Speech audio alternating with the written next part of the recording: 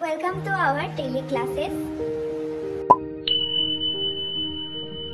Daily classৰ অন্য এটা ভিডিঅ'লৈ আপোনালোক সকলোকে স্বাগতম জনাইছো। আমাৰ এই চেনেলটোত UGC most important question বিলাক আৰু কম্পিটিটিভ এক্সামৰ বিভিন্ন PYQ, আসাম গভৰ্ণমেণ্ট জব যেনে ADRE 3.0, TET, NET, CTET, DME, SLET, Assamese মিডিয়ামৰ BEdৰ সিলেবাসখন সম্পূৰ্ণ আলোচনা কৰা হ'ব। শেষৰ ভিডিঅ'টোত আমি বিভিন্ন উপাধিৰে খ্যাত সাহিত্যিকসকলৰ নামৰ কেইটামান প্ৰশ্ন উত্তৰ আপোনালোকৰ আগত আগবঢ়াইছিলোঁ। এতিয়া তাৰে কেইটামান আজিও আগবঢ়াম। এইটো হৈছে পাৰ্ট 2। যোৱাটো ভিডিঅ'ৰ একেবাৰে শেষত এটা কুৱেশ্যন দিছিলোঁ, আপোনালোকক কমেণ্ট কৰি জনাবলৈ নিশ্চয় সকলোৱে আগ্ৰহ প্ৰকাশ কৰিছিল। যিসকলে পৰা নাছিল তেওঁলোকৰ কাৰণে কৈছোঁ, লাষ্ট কুৱেশ্যনৰ এনচাৰটো হৈছে সত্যপ্ৰসাদ বৰুৱা। আজি কেইটামান আকৌ নতুন কুৱেশ্যন লৈ আহিছোঁ।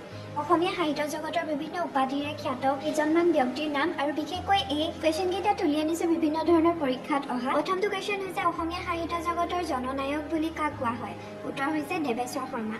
আৰু নেক্সট কুৱেশ্যন আহিছে 12, ত্যাগবীৰ কোন? অসমীয়া সাহিত্য জগতত ত্যাগবীৰ বুলি কাক কোৱা হয়? উত্তৰ হৈছে হেমচন্দ্ৰ বৰুৱা। অসমৰ প্ৰাচ্য বিজ্ঞানক লগতে সত্যমহীয়ান উপাধি কাক প্ৰদান কৰা হৈছিল? কৃষ্ণকান্ত সন্দিকৈক। মানে দুটা উপাধিৰে কৃষ্ণকান্ত সন্দিকৈক আখ্যা দিয়া হৈছিল। শেৱালী কবি কোন? শেৱালী কবি বুলি ক'লে মনলৈ কোনগৰাকী কবিৰ নাম আহে বাৰু? ৰত্নকান্ত বৰকাকতি হৈছে শেৱালীৰ কবি। নেক্সট আহিলে লুইত কোঁৱৰ বুলি কাক কোৱা হয়? লুইত কোঁৱৰ বুলি ক'লে আমাৰ মনলৈ প্ৰায়ভাগ আহিব খোজে এটাই নাম, সেইটো হৈছে উত্তৰ ৰুদ্ৰ বৰুৱা। লোকপ্ৰাণ বুলি কাক কোৱা হয়?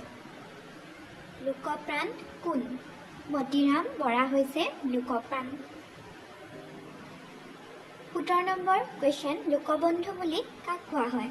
লোকপ্ৰাণ কাক কোৱা হয় গম পালোঁ। এতিয়া আহিলে লোকবন্ধু কোন? Doctor Bhubaneswar Barua. Next question আহিলে লোকনায়ক। লোকনায়ক বুলি কাক কোৱা যায়? লোকনায়ক হ'ল অমীয় কুমাৰ দাস। অমীয় কুমাৰ দাসক লোকনায়ক বুলি জনা যায়। একেবাৰে 19 নম্বৰ কুৱেশ্যনটো আহিলে সিংহপুৰুষ বুলি অসমীয়া সাহিত্যক কাক কোৱা হয়? সিংহপুৰুষ। সিংহপুৰুষ বুলি ৰাধা গোবিন্দ বৰুৱাক কোৱা হয়। সাহিত্য ৰত্ন উপাধিৰে খ্যাত অসমীয়া ব্যক্তি কোন? একেবাৰে শেষৰটো প্ৰশ্ন, সাহিত্য ৰত্ন উপাধিৰে খ্যাত অসমীয়া ব্যক্তিগৰাকী কোন? উত্তৰ হৈছে চন্দ্ৰধৰ বৰুৱা। তেওঁক সাহিত্য ৰত্ন উপাধিৰে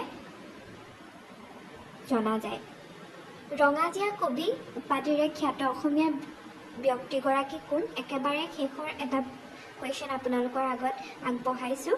শেষৰ এই কুৱেশ্যনটো আপোনালোকে নিশ্চয় কমেণ্টত উত্তৰটো জনাব বুলি আশা ৰাখিছোঁ। যদিহে জানে তেনেহ'লে কমেণ্টত জনাব। বিভিন্ন ধৰণৰ পৰীক্ষাত এইখিনি উপাধিৰ বিষয়ে অহা যায়, গতিকে আপোনালোকে এটা নোট বনাই ল'ব।